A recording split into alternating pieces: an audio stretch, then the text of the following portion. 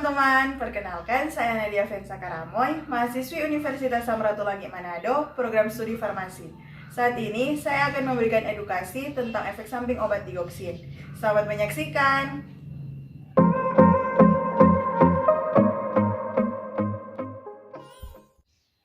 Obat dioksin termasuk dalam golongan obat glikosida jantung. Obat ini tersedia dalam bentuk sediaan, tablet, dan injeksi. Berikut ini contoh sediaan dari dioksin tablet dan dioksin injeksi.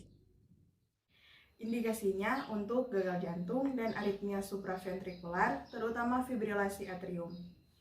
Mekanisme kerja dari obat dioksin adalah dengan menghambat enzim Na+ atau K+ dan adenosin trifosfatase, menghasilkan peningkatan sodium intrasel yang menyebabkan lemahnya pertukaran sodium atau kalium dan meningkatkan kalsium intrasel. Hal tersebut dapat meningkatkan penyimpanan kalsium intraseluler di sarkoplasmik retikulum pada otot jantung dan meningkatkan cadangan kalsium untuk memperkuat kontraksi otot.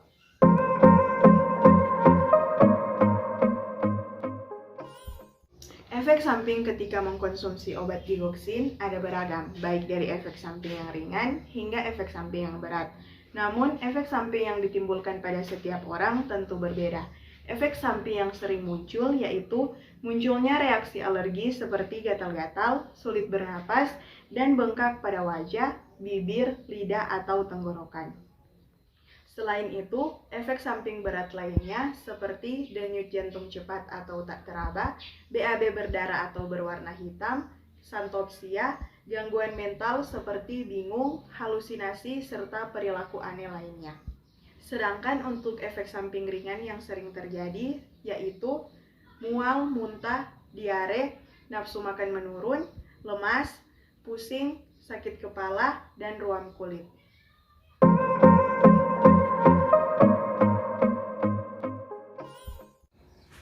Efek samping obat tersebut disebabkan oleh penggunaan obat dioksin dalam dosis yang berlebihan, penggunaan obat dioksin dengan jangka waktu yang panjang, serta karena dioksin memiliki indeks terapi yang sempit.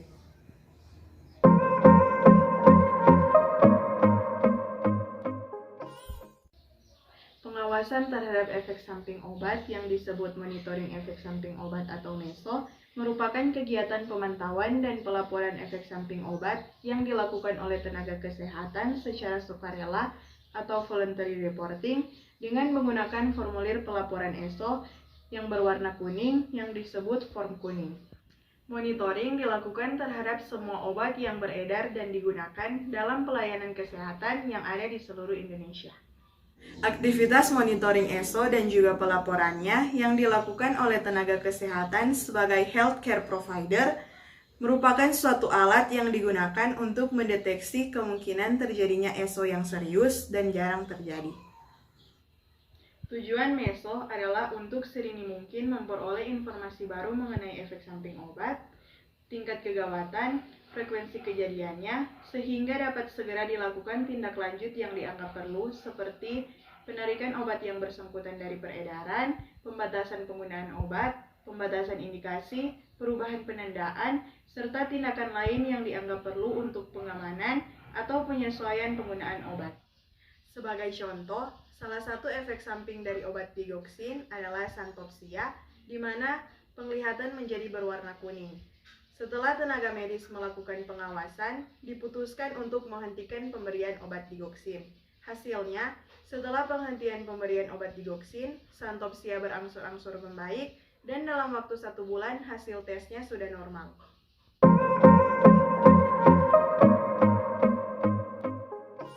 Jika terjadi efek samping yang tergolong ringan atau sering terjadi, pasien tidak perlu khawatir. Sedangkan, jika terjadi efek samping yang tergolong berat, pasien harus segera menghubungi dokter agar segera mendapat pertolongan yang tepat. Selain itu, sebaiknya pasien dalam menggunakan obat dioksin harus sesuai dengan petunjuk dokter agar tidak berlebihan dosisnya dan sudah dipertimbangkan kondisi medis lainnya. Sekian penjelasan dari saya, semoga bermanfaat. Thank you for watching.